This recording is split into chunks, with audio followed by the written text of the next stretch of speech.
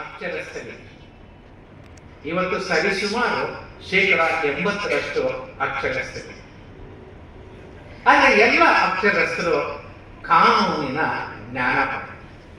All literates are not legally literate, they are legally illiterate.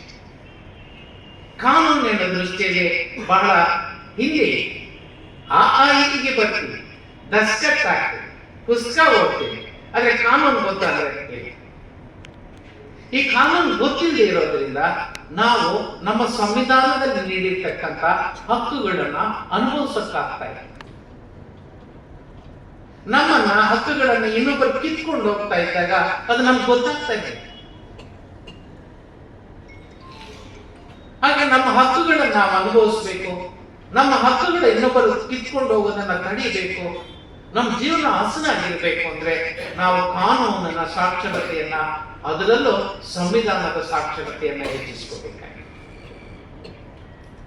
ಮೊನ್ನೆ ಒಂದು ಕಾಲೇಜಿನಲ್ಲಿ ಒಂದು ಕಾರ್ಯಕ್ರಮದಲ್ಲಿ ನಾನು ಹೇಳ್ತೇನೆ, ಮೈಸೂರಿನಿಂದ ಒಬ್ಬ ಹುಡುಗ ಟ್ರೈನ್ನಲ್ಲಿ ಇದು ಬೆಂಗಳೂರಿನಿಂದ ಮೈಸೂರಿಗೆ ಪ್ರಯಾಣ ಮಾಡ್ತಾನೆ.